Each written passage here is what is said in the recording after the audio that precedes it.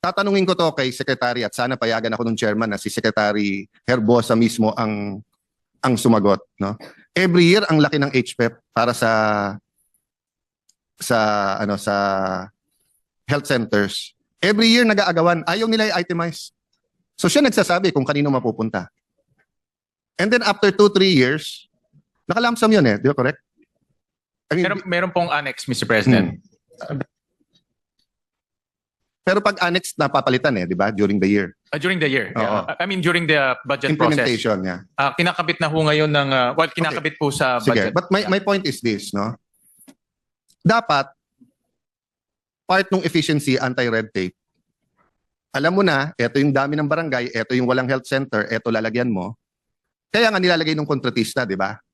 This is the amount, 40 million, 180 days to comply. Kung yung kontratista, pinipinalize natin, at least now, kung hindi niya matapos ng 180 days, what about DOH? Di ba? So from the time we approve it in December, gaano katagal bago nyo ilabas yung plano, bago kayo magmowa sa DPWH, tapos nakita ko si Secretary Bosa, nag-i-inspect, tapos nagugulat siya dahil panay halaman na yung hindi natapos. Unlike DPWH, pag gumawa ng flood control, pera ng DPWH yun. Ang nagbabantay dapat nun, DPWH. Ang DOH, pera to ng DOH So ba't siya nag-inspect nung natiwangwang na? May regional director siya So nung inumpisahan, hindi nila tinignan. Tapos nung nag-delay siya pa magpapabida para pumasyal siya doon. Tapos kaya lang pala pumasyal doon, mag-abroad na ulit. Actually, akala nung DFA secretary siya Mas marami pa ata siyang abroad sa DFA. No, but seriously, Arta, I don't want you to impeach the whole cabinet, but my rule, in areas that I have authority, no, that's not much areas, but like in my office, simple ang rule ko. Hindi ako naghahanap ng sasampulan. Si Senator Lacson maraming sinasampulan, kahit na nung Chief PNP pa siya. Ako ang rule ko, ayoko. Pero wag ka mag-volunteer. So kung may secretary na kayo na nagbo-volunteer na kasi palpak lahat ng ginagawa, delayed ang vaccines, hindi umaabot on time. Yung nilalabas ng gamot, nag-expire na. Yung health center, hindi tumatakbo.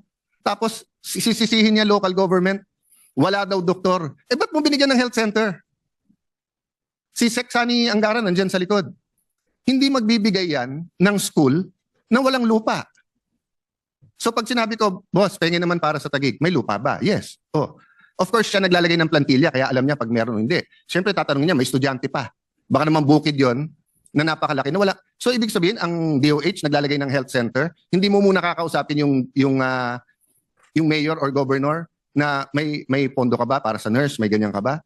Diba? So this is all part of anti-red tape. So again, no, I don't expect you to go through all of it. Senator Lacson, when he was Chief PNP, meron siyang programa about yung, sir, the waistline, no? 34-inch waistline. Ilan po? 34-inch waistline. 34-inch waistline. I barely made it. So, hindi. Few months ago, nag-36. Buti bubalik sa 34. Pero my point is this. Hindi ginawa ni Sen Ping na each and every single one siya pa tumingin. May chain of command. Tapos kung sino nag-volunteer, after the time na binigay niya mag-exercise, nasampulan. So alam nung buong organisasyon na you mean business. So I don't know, under the law, mas alam ni Senator Testaman Joel Villanueva, happy birthday, Senator Robin. Mas alam ni Senator Ping yung batas sa anti-red tape. But I do know that mula sa kagawad ng barangay or SK hanggang sa presidente, we're sensitive to the media. So, if you remember Noli De Castro, meron silang parang horror role at saka meron silang hoy gising dati. So, again, di ba, if all the agencies, all the departments score 85 or 80 or meron 80, may 90, may 95, okay lang Pero may isang departamento ka, 65, 70, or kung may 5 kang kategory sa kanilang department, 4 out of 5 palpak, i-horror roll nyo naman. Di ba? You have that power. Kasi unang-una, hindi naman kayo magpre-press con, hindi naman kayo, you just have, at the start of the year, eto ang grading system namin, so sa lahat ng may infra, ang normal na bidding, let's say, is 30 to 45 days before you bid it out. When you bid it out, you have to award by this date. The contractor, ganito. You have to finish it. It's very scientific and very objective. So pag hindi, mapapahiya. So can you imagine, if I was DPWH, DOTR, DOH Secretary ngayon at pag-start ko pa lang, may metrics na kayong ibibigay sa akin dun sa Klaro ha. And it doesn't have to be the whole department. I mean, sa DOH, ano pinaka-importante? Anti-stunting, yung first 1,000 days, yung bakuna, tapos primary healthcare halimbawa, di ba? So you don't have to look at 1,000 things. You just have to prioritize and look at all of this, no? May I ask if this makes sense to them and if they can, they have more than a month this year and then come up with it. I think it was it Congressman Sarmiento ba? Or may congressman dati eh. Ang ginagawa niya sa probinsya niya, may index card siya, may indicator eh. Tapos tuwing budget hearing, pupunta siya sa departamento, whether regional department o ano, bibigyan niya ng grade eh. 85 ka boss, 75 ka boss. Tapos nakalagay doon, bakit ka 75? Sa infra delayed, so 60 ka lang. Sa sagot ng telepono, sulat ganyan, 90 ka kasi mabilis kang sumagot, di ba? Thank you, Minority Leader. That's exactly what our Majority Leader suggested earlier na sinang-ayunan ho natin na ang ARTA dapat meron ho silang parang anti-red tape performance review or ease of doing business performance review. Kahit hindi na ho i-gawin sa libro, kahit na i-upload na lang sa internet so that may scorecard all agencies, all GOCCs, pati LGUs para malaman ho natin, Minority Leader, sino yung mga magagaling na agencies pagdating sa fighting red tape, ano yung mga best practices ng iba't ibang agencies and LGUs. Sa ngayon ho, walang ganun. Merong awarding every night pero hindi natin alam kung sino rin yung poorly performing. But kanina, na-mention ko meron silang mga top complained agencies na dapat rin i-publish rin yung para malaman din natin at magamit rin natin during budget hearings. And Mr. Chairman, may I suggest, they just pick yung pinaka-frontline at pinaka-importante, education, health, taxation. Pili lang kayo ilan. Pero kailangan kasi January 1 or even before that, para fair, sinasabi nyo na, binabantayan namin to. And you know, if they pass, you're still victorious. Kasi they might have passed because nga alam nila eh.